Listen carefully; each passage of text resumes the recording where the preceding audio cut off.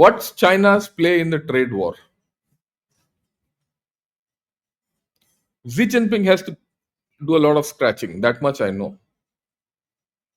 One thing is for sure, and this is which USA understands.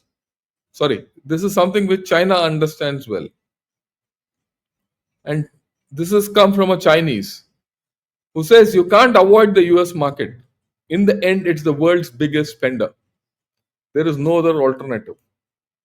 And it is that alternative against which China has fought. Right? So that's how it is.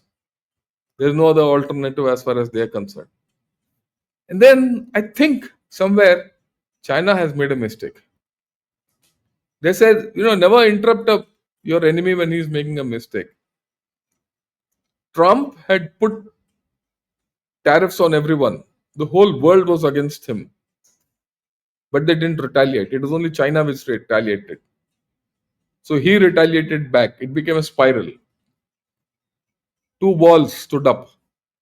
So very clearly, Trump overnight pivoted and brought down the walls against the rest of the world. So has he brought the rest of the world with him and left China isolated?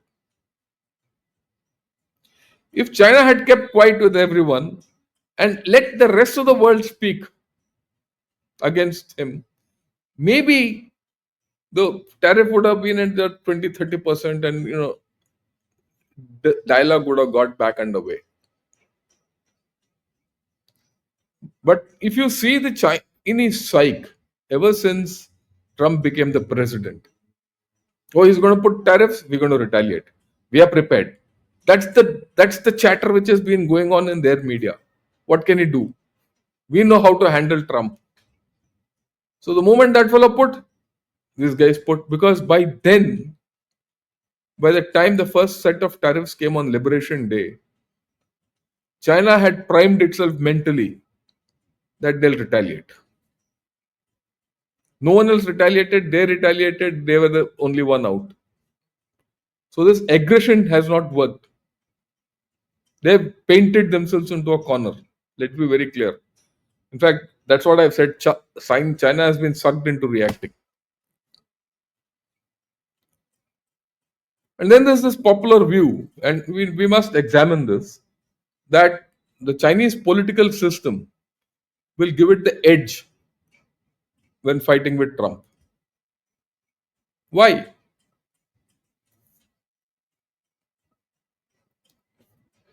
China has this long history.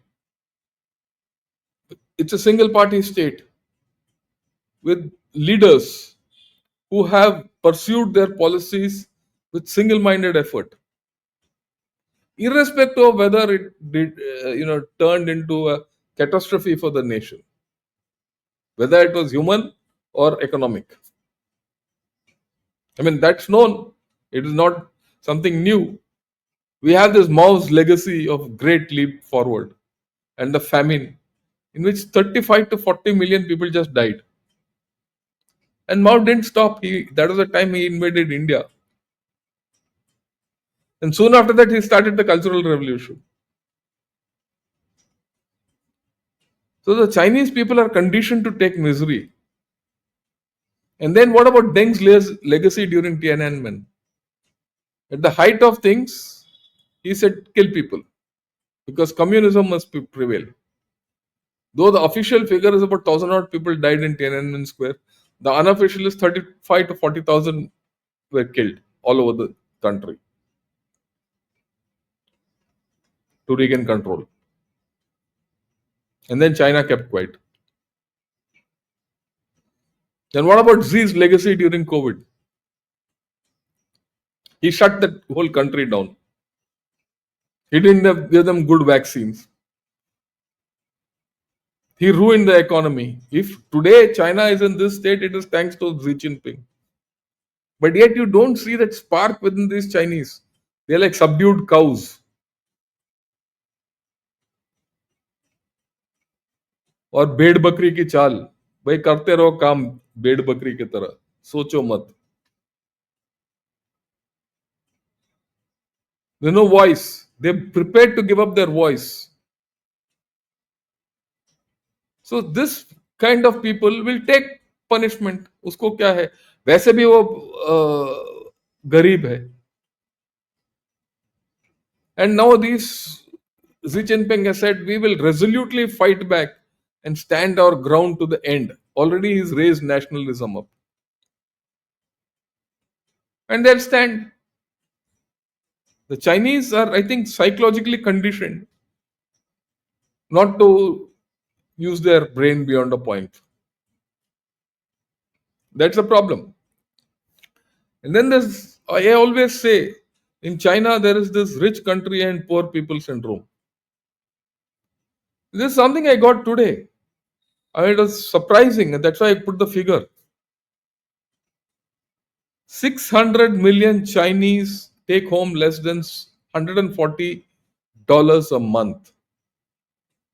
And they have minimum social security, a major reason they save so much and consume less. $140? How much is $140? 12,000 rupees. That's it.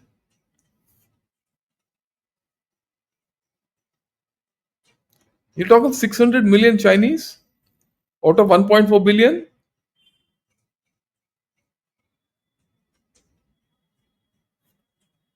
Even if I'm wrong by 100%, double कर लो 24,000.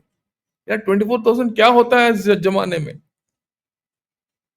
We all think this country is rich, standard of living is great and all that. This is the truth. And you know, I get it all these from Chinese sources.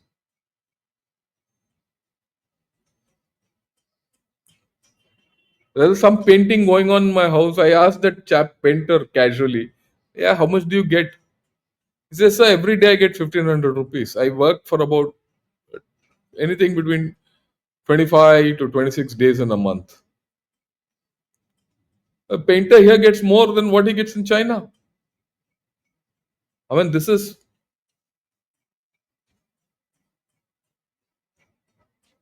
revelation. If this is right, then you're looking at a different China. You have to deal with it differently. This is a China, despite being so rich, has not given stimulus to the people. They're still worried about the people. If the people get too rich, they will start asking for freedoms, and that social contract will go. And we always say China thinks long term. They're preparing for this fight for a long term and they fell for it. And there's an aging society. They don't have the legs to stand.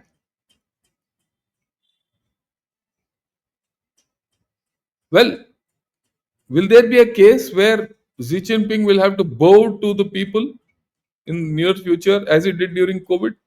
Those white sheet demonstrations, that bridge man and all that.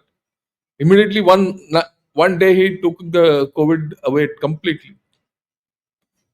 Will his hand be forced in this case? And what happens to that social contract? You give me your riches and I'll give you your prosperity. Where is that? So China suffers from this syndrome. On one hand, the Communist Party and Xi Jinping have the capability to withstand Trump tariffs to some extent. But when factory closures are taking place, people are getting laid off, people are not getting jobs, their items are not getting sold out, and they'll accumulate. Where do they go? So there are repercussions which we don't know. It's too early days.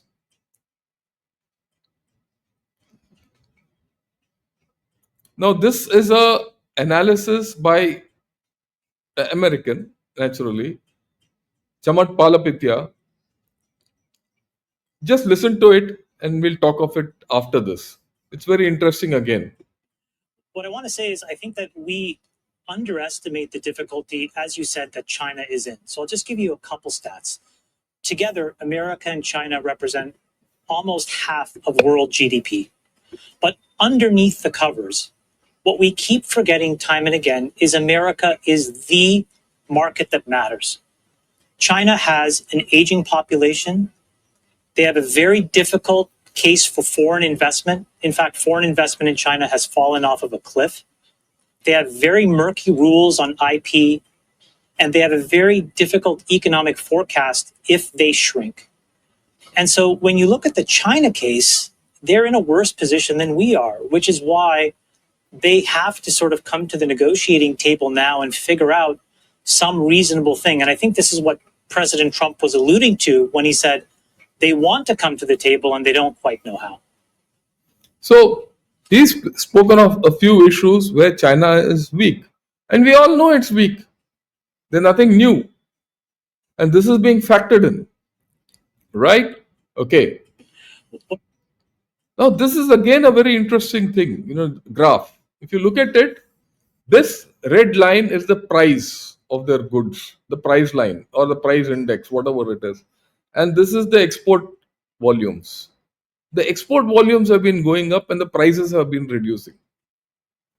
So, irrespective of their huge price exports, their the profit margins are less because the prices are low, and that leaves China very vulnerable. Okay, that leaves China very vulnerable. Even a small dip in the export volumes will kill this. At this point, this is a big major vulnerability. Okay, and if you look at the other weaknesses of China, and there are many, the property crisis has not gone anywhere. It's there. The local governments are struggling with debt. There's no way they can overcome that debt in the next 3 to 4 years. Okay, the financial institutions and households are saddled with debt. Where does all this debt go? It can't vanish in thin air. Unemployment is high, and young people don't have jobs. And I'll show that to you a little later. Now, consumer prices are continuing to reduce, and they are in a deflation cycle. And we've spoken of deflation for the past 6 months. And I've shown you evidence in the past 6 months that China is in a deflation cycle, though they don't admit it. And reliance on manufacturing export is high, we know. Now, if there's a global financial crisis, it will hit China the hardest, whether it's bonds, credit rating, whatever it is. Forget what happened to USA for a moment. We are looking at China. Can China get hit or going into financial turbulence? That's the end of the China dream. You have to understand, it's just not a matter of survival. It's also a matter of taking that dream forward. Sinocentric world order, this, that, all that nonsense. Okay? Yeah, BRI is at risk. And this is something very interesting. There's a country called Niger where China has oil concessions. In the past 6 months, something funny is happening there. The new government of Niger is holding China to ransom. And that story I will tell later. And Niger was the shining beacon of BRI. If that happens, and what if in another one odd place something else happens due to this instability, BRI will collapse. All sovereign guarantees, the moment China weakens, all sovereign guarantees which it has with countries, and what happens is in a financial collapse or a global financial turbulence, governments will change. That's inherent. And the new governments which will come will say, yeah, I am not interested in this deal with China, to hell with you. And China doesn't have the military power to go and enforce that guarantee. Now, China has disrespected all international institutions. In any case, they're all being broken. So, this is a fundamental weakness of China, which I find. And this came out when I was reading about all that. And US tariffs will sap demand and factory closures will happen. Small businesses, whether in China or USA, will suffer. There's going to be blood on the streets. And what's interesting is there's no scope for stimulus in China. We've seen it. Another weakness is the legacy of Xi Jinping. What will Xi Jinping do? Xi Jinping wants to go down in history of China as one of the tallest leaders, but not this way. So what will he do? Will he burn the bridges?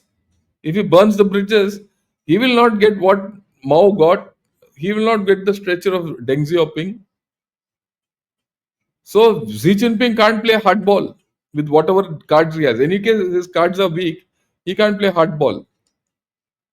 I'm not underestimating China. China can do still a lot of things, but China can't play hardball. Okay, there's a lot of info war and all on that. I Then China has this fundamental deficiency: energy and resource deficiency, food security. What about aging demographic? All this will not get wasted away just because there's a trade war and few commercials have come out, or some videos have come out about Maga Shaga and all that mocking.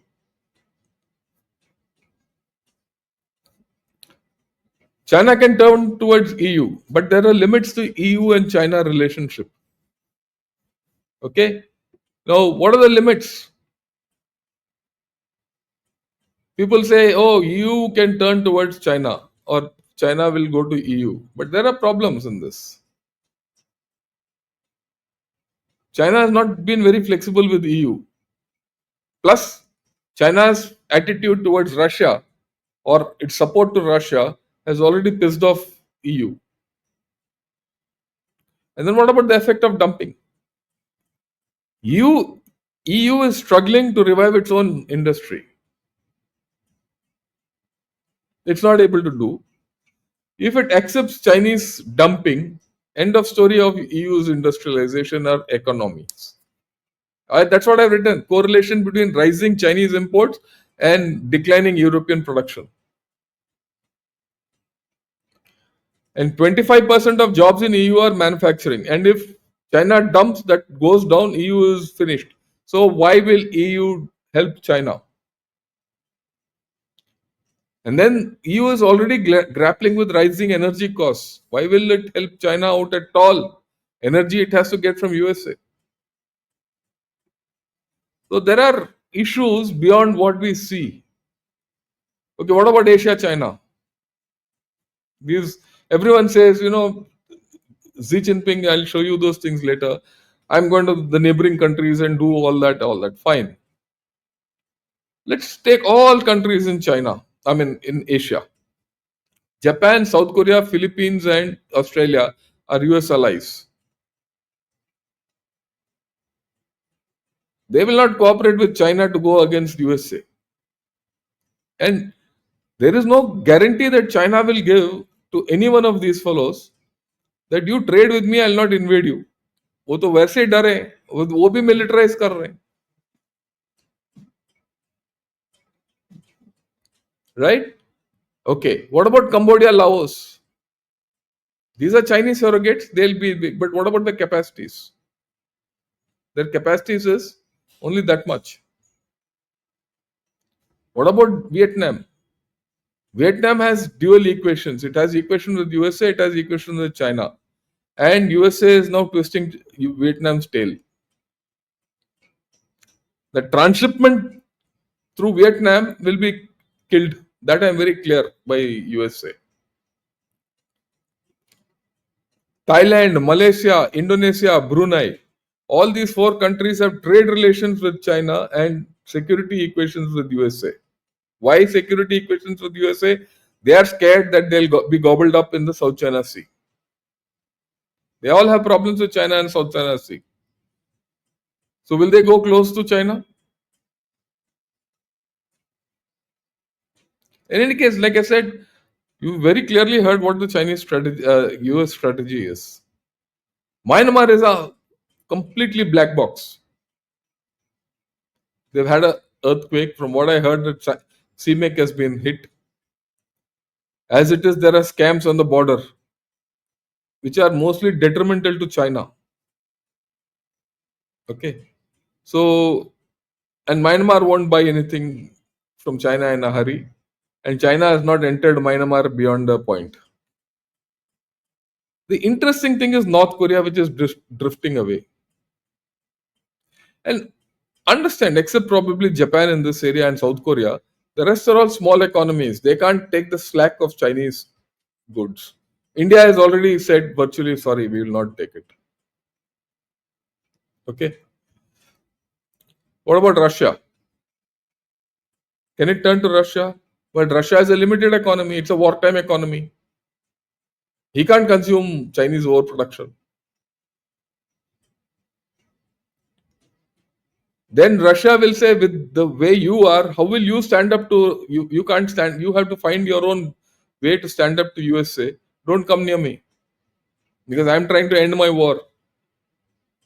He's not going to help China to in this trade war. And Russia has a liability with EU. If China gets too close to Russia, they lose EU completely. So Russia, as of now, if you see, has not come in the picture at all in trade war, except a few Sputnik tweets which are coming regularly against the USA. But they have very clearly taken the trouble of not giving anything which indicates a Russia-China alliance. Okay, what is the play? China has no option but to save face. China wants to, you know, exploit the loopholes of democracy, and it's doing skillfully. Its infowar is on full thing. It's getting its propaganda through slick videos and all that, right? And the next thing is China has got one great advantage. Chinese people are in a bad shape. It doesn't matter if few factories close; they'll continue to be in a bad shape. I told you earlier, the pain point of China is pretty low, or rather high. They can take a lot of pain, and they're doing this outreach to EU and India because these, I think, two are the big fish which China wants to net.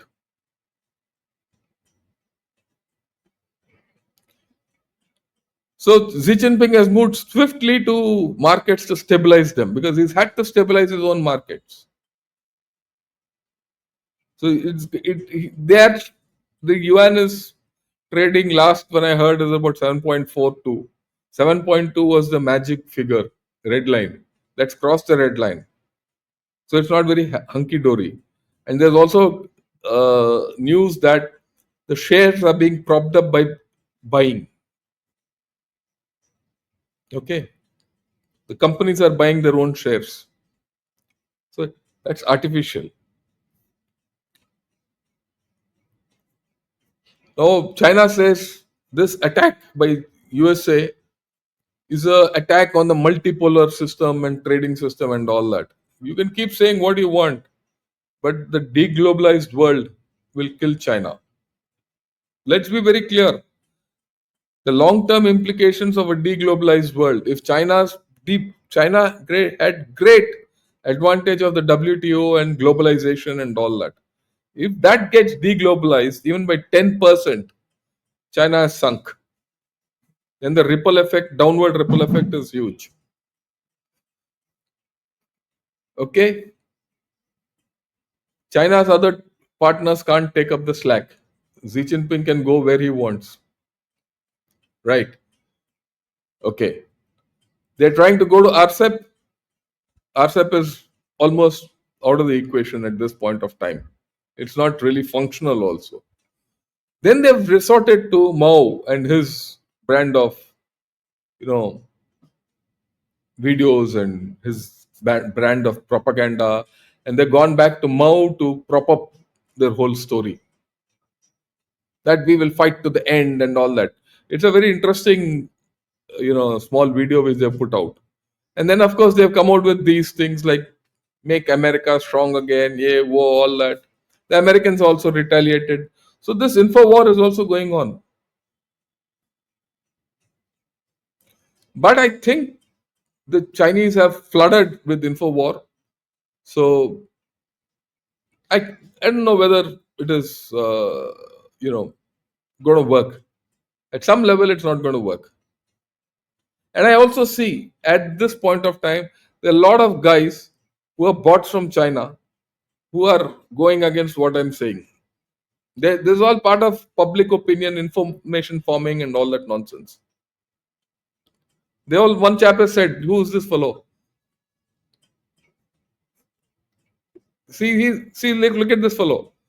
This fellow is a Chinese bot. He says level of China observer in China, India. This he's put Indian name, but he's from China. Okay.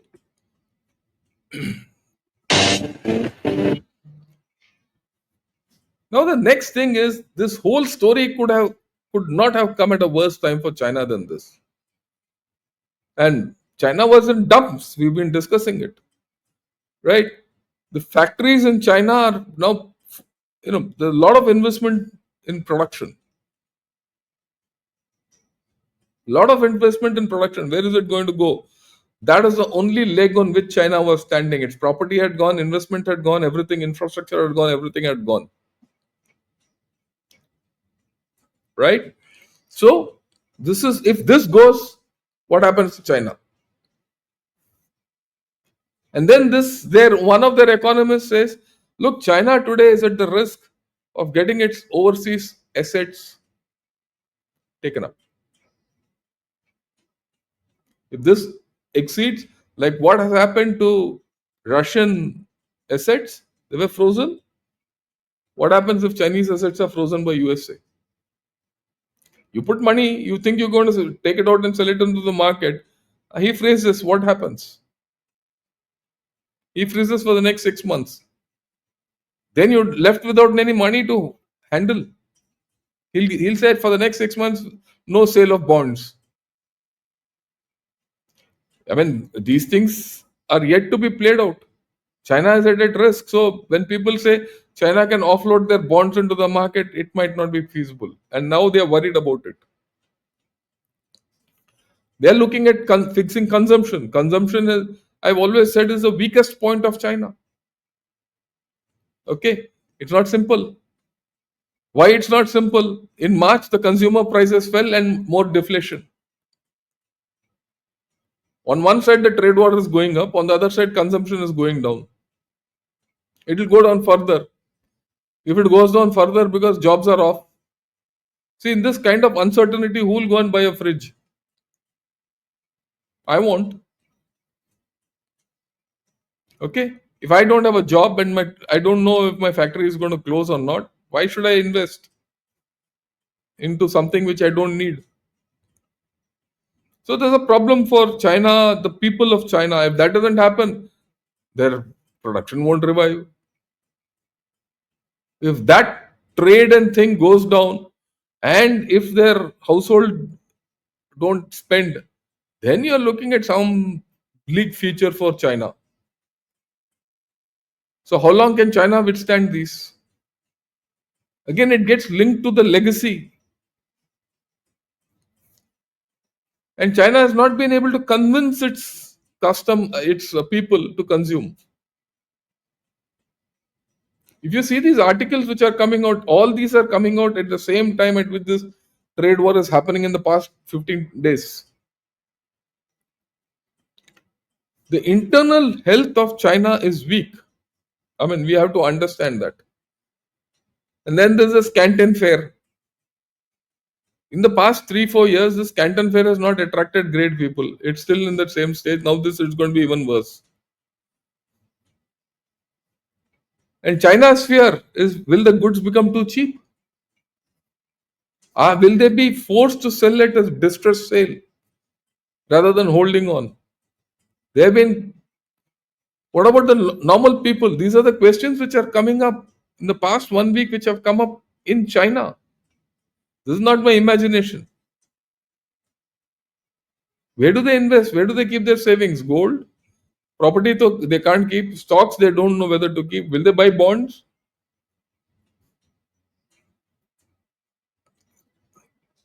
Okay. Then China has gone. This is 2 days back. They said we'll give you jobs and all that. But Where are the jobs? This is a very interesting thing. There was some firm, uh, some nuclear cooperation of China, which advertised for 2,000 jobs or so. Yeah, and it got 1.38 million applicants. 2,000 jobs, 1.38 million applicants. Unheard. That's the problem in China at the base level. And to add to all this, another guy in PLA has gone. That Miao Hua, yeah, Miao Hua, who was that CMC member, iska next guy, he's also gone.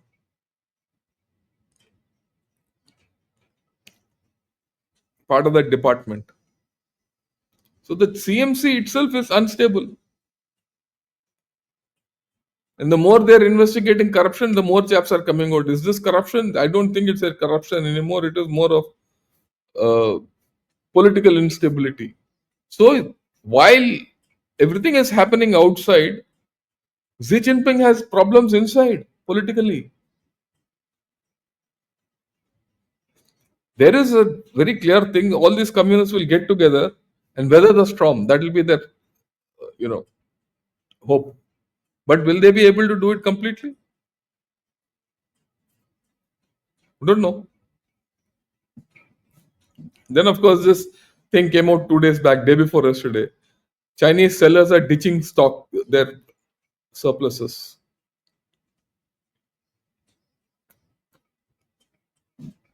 This came today. Okay. Now, these are the questions which are being raised within China. Can China's urban giants withstand declining population? And mind you, their declining population is not that bad at this point of time. But they are also already worried for what will happen in the next 3 to 4 years. I told you, the next by 2030, you'll see a different China. This war is not 72 hours old in the current format, and already that aging thing is coming into the forefront.